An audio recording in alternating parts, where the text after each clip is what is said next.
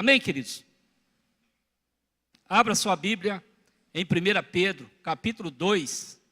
1 Pedro, capítulo 2, a partir do versículo 9. Se você puder ficar de pé, mais uma vez, em referência à palavra do Senhor, fica à vontade, em nome de Jesus. 1 Pedro, capítulo 2, a partir do versículo 9. E eu coloquei um tema para essa ministração dessa noite: chamados ao sacerdócio. Chamados ao sacerdócio. De repente você pensa assim, pastor, mas sacerdote é aquele que cuida da igreja, aquele que cuida... Não, você é um sacerdote. Você é uma sacerdotisa, por onde você passar, onde você estiver.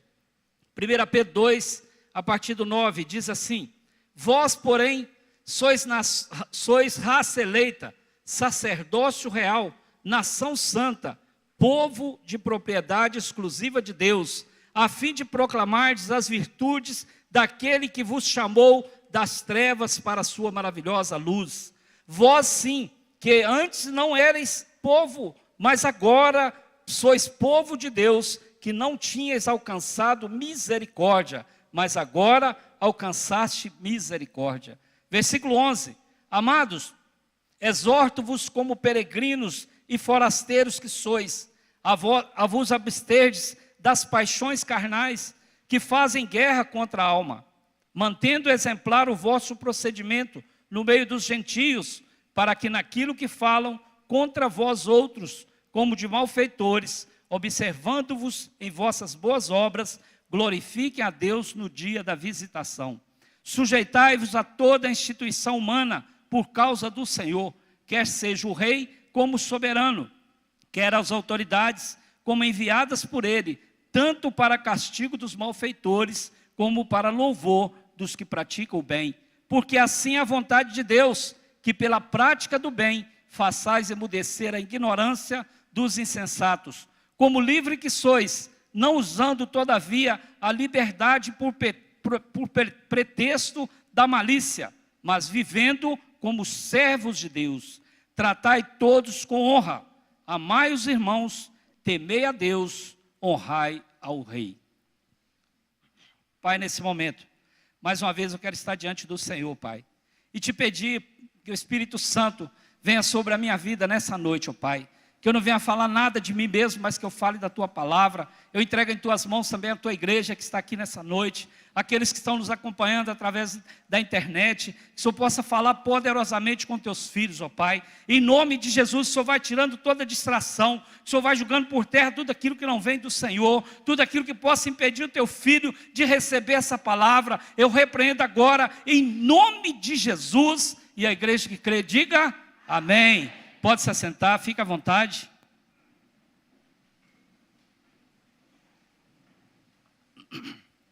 Queridos, quando fala de sacerdotes de Deus, no Antigo Testamento, os sacerdotes pertenciam a duas ordens. A primeira ordem da tribo de Levi e a segunda da tribo de Melquisedeque, a qual tem origem desconhecida. Mas quando fala dessa primeira ordem da tribo de Levi, Arão, ele foi consagrado a sacerdote por seu irmão Moisés, através da ordenança de Deus. E o que é isso, pastor? Os sacerdotes naquela época, eles desempenhavam diversas funções, diversas atividades. Por exemplo, sacrifícios pelos pecados diversos, sacrifícios pacíficos, as ofensas de manjares, sacrifício pelo sacrilégio, consagrações e culto divino. E aí quando nós olhamos para esse texto, vem assim, pastor, mas como assim ser sacerdote? Para os dias de hoje, nós precisamos ser sacerdotes, principalmente dentro do nosso lar.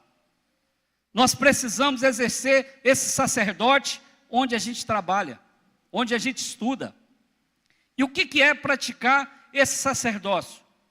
É ter a responsabilidade de interceder em oração pelo seu lar. Depois, dirigir o culto doméstico, instruir a família no conhecimento da Escritura e servir de juízo para aplicação desta em seu lar. Ou seja, nós precisamos ensinar os nossos filhos. E aí, se você ainda não tem filho, você tem filho espiritual. Você que participa de uma célula, você que participa aí de um GE, você que evangeliza alguém, você precisa ensinar essa pessoa a palavra. E quando fala-se de lar, esse culto doméstico, a palavra de Deus vai dizer que nós precisamos ensinar a criança no caminho que ela deve andar. E é interessante isso, queridos, porque quando nós olhamos para esse mundo aí fora, muitas situações difíceis. Um dia desse, conheci um pastor ali em Muriaé, 42 anos que ele exerce o pastoreio. E ele falando para mim assim: pastor, um belo dia o meu pastor líder me chama para fazer visitas na cadeia. E eu nunca tinha feito isso na minha vida. E quando eu chego ali na cadeia, que eu começo a pregar a palavra de Deus, e aí eu vejo aqueles jovens chorando, aquelas pessoas chorando, se derramando diante da palavra do Senhor, e aquilo foi tocando no meu coração, e daí a pouco eu começo a perguntar o nome daqueles jovens, e para minha surpresa, Samuel, Pedro, João, Mateus, e só nome bíblico. E aquilo foi entrando no coração dele. Ele falou assim: eu vou ter que perguntar, conta a sua história. Eu sou desviado da igreja, eu sou filho de pastor, eu sou filho de crente. Pessoas que talvez não foram ensinadas dentro do lar. Por isso que a palavra diz: ensina a criança no caminho. A palavra de Deus vale a pena, queridos. Porque uma vez eu vi uma pessoa falando: faça o seu filho chorar hoje. É melhor você fazer o seu filho chorar hoje do que amanhã você chorar por ele em outro lugar. E tem muitas famílias não exercendo esse sacerdócio que é declarado pelo Senhor Deus. Vós, porém, sois sacerdócio real, nação santa, povo escolhido, povo chamado por Deus para fazer diferença nessa terra. Nós temos aí hoje esse encontro com Deus, 43 pessoas que passaram por esse encontro. De repente até aqui você estava aquele crente meia boca, como se diz por aí.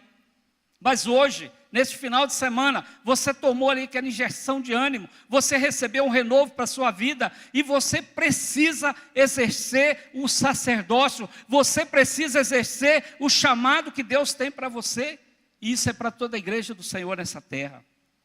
E aí, queridos, essa autoridade da família, ela inclui também a autoridade para dirigir as reuniões familiares.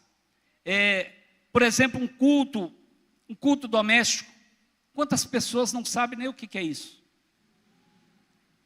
E vou falar para vocês aqui, algumas pessoas já conhecem o meu testemunho. 21 anos de caminhada, 10 anos de convencido e 11 anos de convertido. Mas para a glória de Deus, eu tenho uma esposa que exercia o sacerdócio dentro do nosso lar. Ela chamava as crianças para orar. Ela chamava as crianças para ir para o culto. E eu trabalhava muito. E às vezes não tinha prazo nem de vir para o culto. E isso foi Deus que levantou um sacerdócio. E se ela para no meio do caminho, me esperando chegar esses 10 anos que demorou. E para a glória de Deus, nós temos 4 filhos. Todos eles caminhando na casa de Deus, todos eles fazendo a obra de Deus para a glória do Senhor. E Deus tem isso para todos vocês.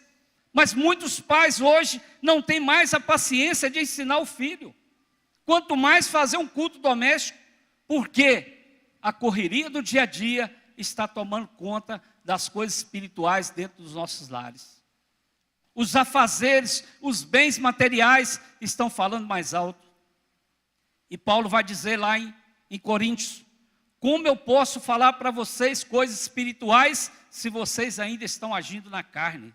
Ou seja, nós estamos preocupados ainda com o mundo aí fora, nós estamos preocupados com o que nós vamos receber, nós estamos preocupados com o que nós vamos ganhar. E muitas pessoas ganhando muito dinheiro, muitas pessoas ganhando muito elogio aí fora, mas perdendo a sua família, deixando de exercer o sacerdócio dentro do seu lar. E é preciso, queridos, se nós recebemos pela palavra do Senhor, que nós somos povo de propriedade exclusiva de Deus, nós temos toda a garantia do Senhor, que nós precisamos exercer essa autoridade dentro do nosso lar. E continuando, queridos, Pedro, ele expressa aqui a condição singular dos seus leitores, como aqueles escolhidos por Deus para o serviço especial. Você já perguntou para Deus qual que é o seu chamado? No mínimo, se você conhece a Jesus, no mínimo você faz parte da grande comissão, que é ir e pregar o evangelho a toda criatura. Mas tem um chamado específico. Tem aquele chamado que eu corri dele muitas vezes. Por muitas vezes o Senhor me chamou e eu fugia. Mas nós precisamos perguntar para o Senhor qual que é o meu chamado específico. Para que o Senhor me chamou? Para que eu estou nesse mundo? Para que eu sou essa geração eleita? Eu sou esse povo escolhido? Para que eu sou um sacerdote de Deus? E aí, queridos, ele usa essa linguagem, sacerdócio real e nação santa, a mesma que é usada lá em Êxodo, capítulo 19, no versículo 6, que diz assim: vós me sereis reino de sacerdotes e nação santa. Essas são as palavras que falarás aos filhos de Israel. Já estava sendo profetizado lá atrás, para mim e para você hoje. Nós precisamos anunciar a palavra, nós precisamos exercer esse sacerdócio no nosso meio. E aí, queridos, quando você é chamado para esse sacerdócio, nós temos a autoridade de representar a Deus nessa terra. É fácil, queridos, representar a Deus nessa terra? Essa palavra cristão significa pequenos cristos. E nós vamos ver lá na palavra de Deus que nós somos imagem e semelhança de Deus. Mas muitas vezes nós somos imagem, mas a semelhança às vezes passa muito longe de mim e de você. Mas eu preciso ter atitude, eu preciso entender a responsabilidade de representar a Deus nessa terra. Representar a Deus nessa terra é nós anunciarmos o evangelho, é a gente dar bom testemunho, é a gente ser uma pessoa sincera diante do Senhor.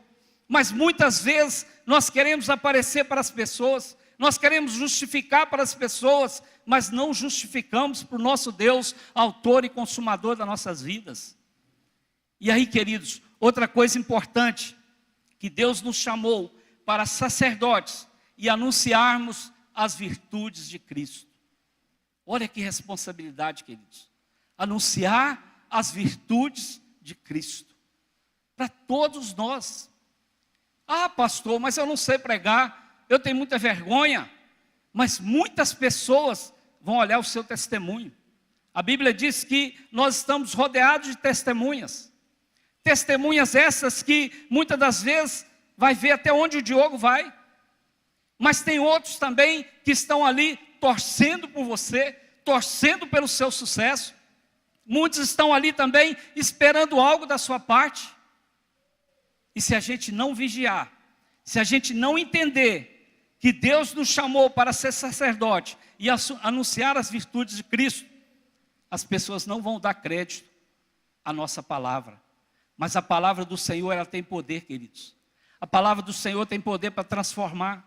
Vocês viram alguns testemunhos que foram dados aqui nessa noite. Eu tenho certeza de chamar todos que foram lá nesse encontro, inclusive as pessoas que trabalharam, eles vão testificar daquilo que o Senhor continua fazendo nessa terra.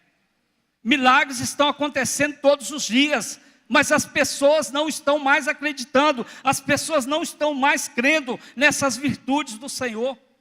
Então, queridos, nós precisamos entender isso. E as palavras, vós, porém, lá no versículo 9, mostram o contraste do cristão em relação ao mundo. Antes não éramos seu povo, não tínhamos alcançado a graça. Entretanto, agora somos sacerdócio real. Sacerdócio real. Ô glória, pastor. Que bênção ser chamado de sacerdócio real nessa terra. É, queridos.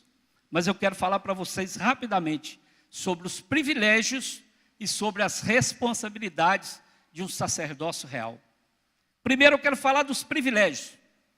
Primeiro, somos ricos, pois possuímos as riquezas de Cristo.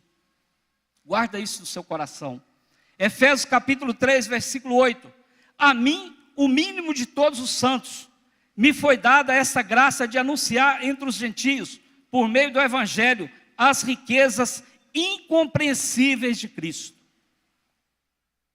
Olha, queridos, não tem riqueza maior do que ter Jesus no coração. Nós vivemos aí uma pandemia, que muitas pessoas falaram em crise, muitas pessoas falando em quebra das empresas, não sei o quê, mas a nossa confiança ela está em Cristo. A nossa maior riqueza, ela está em Cristo. Eu não posso depositar a minha confiança em homens. Eu não posso depositar a minha confiança nos governadores, nos deputados. A nossa confiança ela está em Cristo. A maior riqueza que nós temos é Cristo nas nossas vidas. Quantas pessoas vivendo por aí, queridos? Não estou julgando a ninguém, mas quantas pessoas vivendo por aí de aparência. A palavra de Deus diz que parece um sepulcro caiado. Bonito por fora, limpinho por fora, mas todo podre por dentro. Uma tristeza profunda, mas nós somos ricos quando nós servimos um Deus Todo-Poderoso. Eu já dei um testemunho aqui uma vez, que um certo homem muito rico, todos os dias, ele via uma família passando perto da casa dele, o marido, a esposa e 4 criancinhas. E aí um dia aquela criancinha passa perto daquela mansão, e fala assim: mamãe, estou com vontade de tomar uma água. Posso pedir para aquele homem? Ele vai te negar a água. Ele vai lá, pega a água para aquela criança, chama aquela criança lá para dentro, começa a conversar com aquela criança, e a criança olha os carrão na garagem, e ela fala assim: olha, eu queria ter um carrão desse, eu queria ter uma mansão dessa com essa piscina. Aquele homem começa a chorar e fala para aquela criança, perto dos pais: eu daria tudo isso que eu tenho para ter uma família que você tem. Olha que riqueza, queridos. Aquela família não tinha nem um carro para ir para a igreja, mas tinha uma felicidade, tinha uma riqueza tão grande dentro da casa deles, porque eles tinham Cristo dentro da casa deles. E quantas pessoas vivendo dessa forma, queridos? Quantas pessoas com uma tristeza profunda na alma, quantas pessoas vivendo a poder de remédio, quantas pessoas ansiosas, quantas pessoas estão aí com depressão, quantas pessoas estão procurando psiquiatra, porque não conhecem a riqueza que está em Cristo Jesus. Então isso é um privilégio para aquele que é sacerdócio real. Outro privilégio, estamos revestidos de Cristo. Romanos 13:14. Mas revestivos do Senhor Jesus Cristo, e não tenhais cuidado da carne em suas concupiscências. 1 Coríntios 2,16. Porque quem conheceu a mente do Senhor, para que possa instruí-lo? Mas nós temos a mente de Cristo. Aqui são 2 versículos que chamam a nossa atenção, quando ele fala: revestivos do Senhor Jesus, e não tenhais cuidado da carne em suas concupiscências. Paulo também vai dizer nas suas cartas: como eu posso falar para vocês algo espiritual se você ainda está vivendo algo carnal? E a Bíblia vai dizer assim, queridos: o espírito na verdade está pronto, mas a carne é fraca. E aí a gente às vezes baseia nesse versículo e continua numa vida medíocre, numa vida comendo pelas beiradas, vivendo de sobras. Mas Deus tem o melhor para você, Deus quer te dar o melhor, mas para isso, queridos, nós precisamos agradar o nosso espírito. E aí eu te faço uma pergunta, não é para você responder, mas é para você meditar, para você ir para casa com essa meditação. O que você tem alimentado mais? O seu espírito ou a sua carne? O seu desejo de conhecer a palavra, de ter intimidade com Deus, ler a palavra, orar, jejuar, ou passar tempo na internet, passar tempo à frente de uma televisão? Não estou dizendo que você não deva usar a internet, que você não deva assistir a televisão, mas tem tempo para isso. Eu quero saber qual o tempo de qualidade você está usando para alimentar o espírito. Porque se a gente quer ser esse sacerdócio real, se a gente quer ter esse privilégio, nós precisamos ser revestidos de Cristo. E na segunda parte ele diz assim: porque quem conheceu a mente do Senhor para que possa instruí-lo? Mas nós temos a mente de Cristo. Eu sugiro para vocês, queridos, se vocês ainda não leram o livro ou assistiram o filme, assistam. Em Meus Passos, o que faria Jesus? É um filme muito interessante, fala algo profundo para nossas vidas. Porque tem coisas que a gente faz, queridos, que Jesus não faria. Tem situações que a gente enfrenta hoje, a resposta que a gente dá, a atitude que a gente toma, Jesus não tomaria essa atitude. Então nós precisamos ter a mente de Cristo. Nós precisamos ser revestidos de Cristo. Outro privilégio, assentados como hóspedes. Hóspedes do rei, à sua mesa.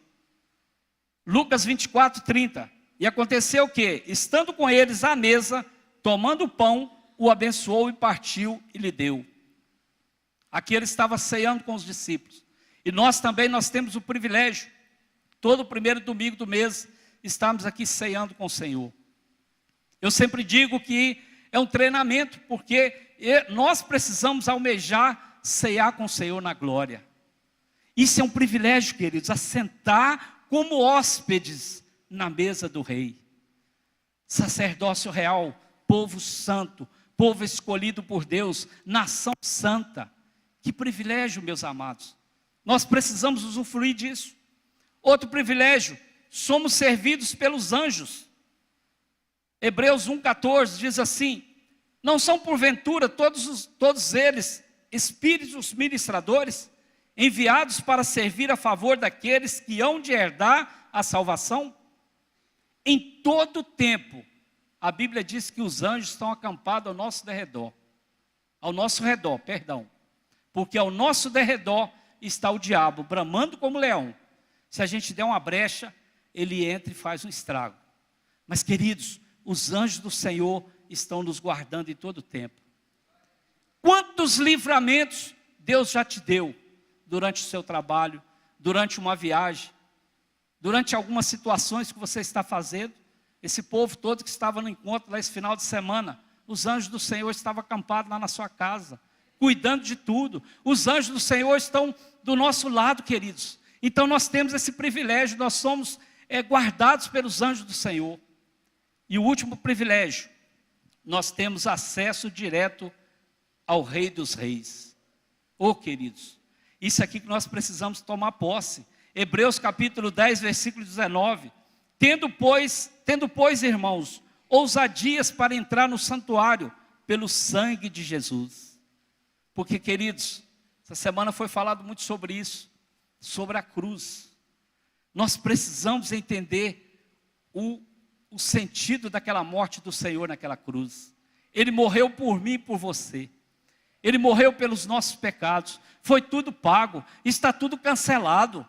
E muitas vezes nós não valorizamos isso. Nós temos livre acesso ao Rei dos Reis. Nós podemos, a palavra de Deus diz que nós podemos chamar Ele de Abba Pai. Paizinho querido. Olha que privilégio, queridos. E muitas vezes nós não usufruímos disso. Muitas vezes a gente não aproveita esses privilégios que nós temos diante do Senhor. E pelo sangue de Jesus nós somos salvos. Eu não sei se vocês lembram. Há muitos anos atrás, existia um traficante aqui no Brasil pelo apelido de Escadinha. Não sei quem que lembra. E aí eu lembro que um pastor, pregando uma certa feita, ele vai naquela cadeia, e ali os gideões, distribuíam aqueles evangelhos pequenininhos. Ele vai lá e dá um evangelho de João para aquele homem. E aquele homem começa a comer a palavra, porque ele desafiou o Gideão, e o Gideão falou para ele: você precisa comer essa palavra, você precisa alimentar dessa palavra. E ele começou a comer mesmo de verdade. Todo dia ele arrancava uma página e comia, tomava uma água e engolia. Quando ele chegou em João 3, ele falou assim: eu vou ler isso daqui. Lá em João 3,16 diz assim: porque Deus amou o mundo de tal maneira que entregou o seu único filho pelos seus pecados. Aquele homem caiu de joelho e confessou a Jesus. Eu não sei se vocês lembram desse nome. Muitos anos atrás. E isso é Jesus que faz, isso é Deus que faz, queridos. Nós precisamos entender que ter livre acesso ao Senhor é acreditar que através das nossas vidas, através daquilo que a gente prega, em nome de Jesus vai acontecer. Mas muitas pessoas desconfiadas, com a fé abalada, com a fé duvidosa. Nós precisamos acreditar, nós temos esse livre acesso ao Rei dos Reis, e nós podemos pedir ao Pai tudo que nós precisamos. Pedi, dar-se-vos-á. tudo que pedirmos, nós receberemos do Senhor, porque nós somos filhos. Nós somos uma geração eleita, sacerdócio real. Mas sim, quais são as responsabilidades? São várias, mas eu quero citar rapidamente 4 delas aqui que nós precisamos. Primeiro, quando fala aqui no versículo 11 e 12. Amados, peço-vos como peregrinos e forasteiros, que vos abstenhais das concupiscências carnais, que combatem contra a alma, tendo o vosso viver honesto entre os gentios, para que naquilo em que falam mal de vós, como de malfeitores, glorifiquem a Deus no dia da visitação, pelas boas obras que em vós observem. Queridos, a primeira responsabilidade, que nós somos peregrinos e forasteiros nessa terra. O que é isso? A gente vai ficar aqui por pouco tempo. Mas durante o tempo que nós estivermos aqui, como sacerdotes de Deus, nós precisamos viver um evangelho verdadeiro. Porque Deus está à procura daqueles que o adorem em espírito e em verdade. Mas já observaram que muitas vezes nós achamos que Deus é um motoboy? Aí eu preciso disso, traz isso para mim.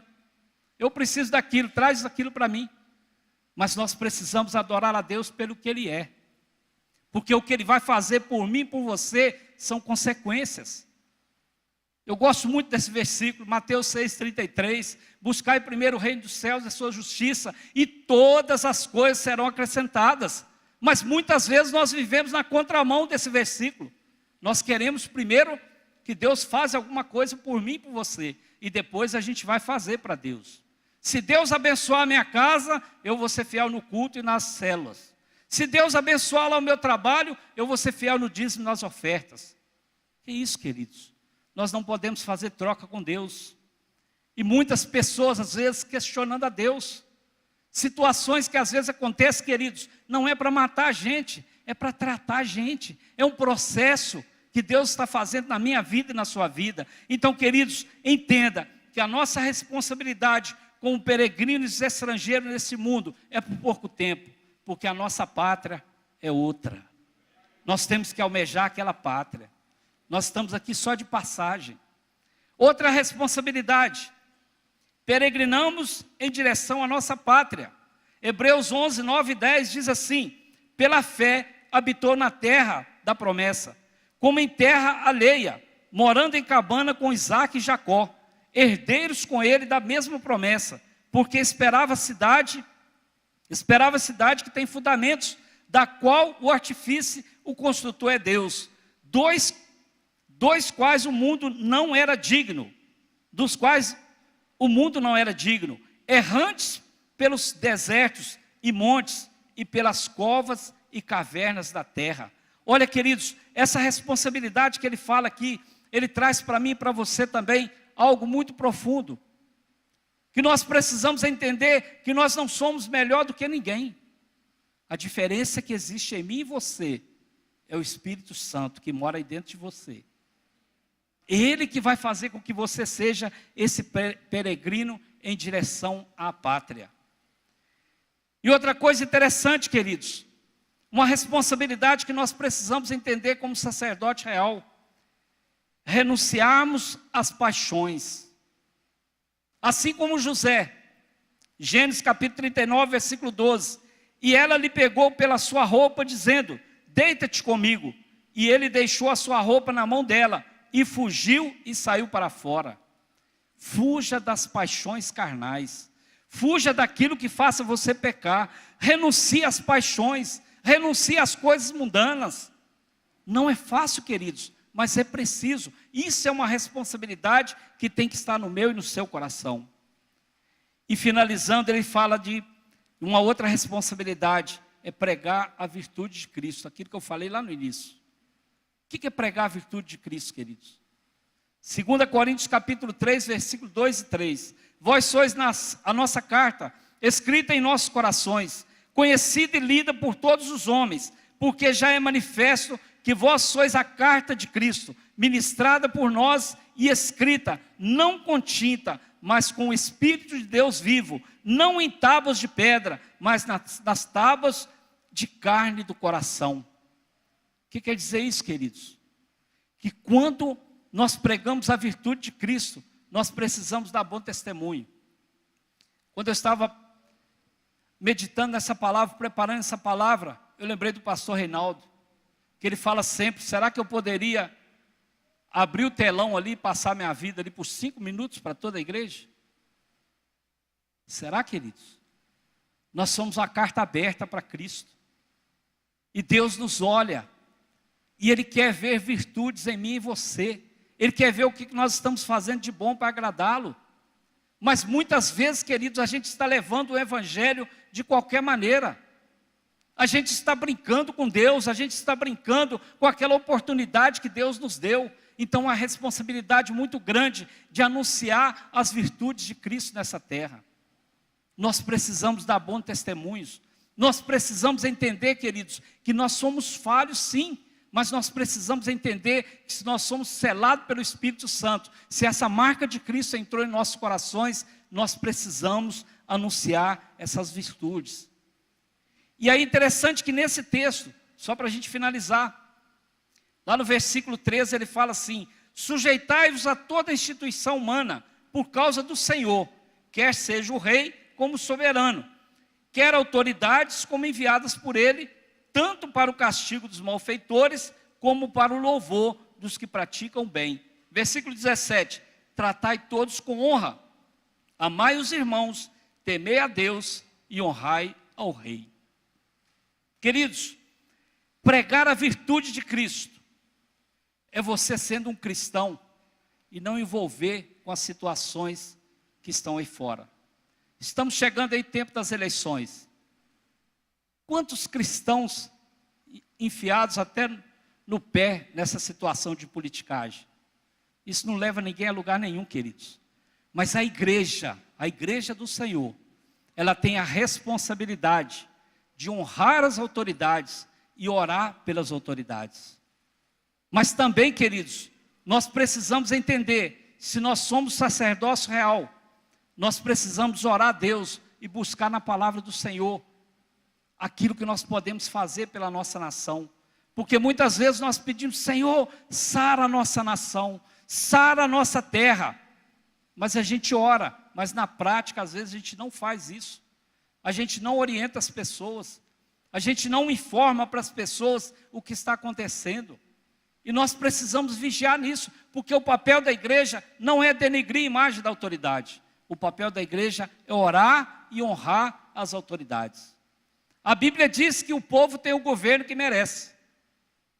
Então depois, se acontecer alguma coisa, seja A ou seja B, a gente não pode murmurar.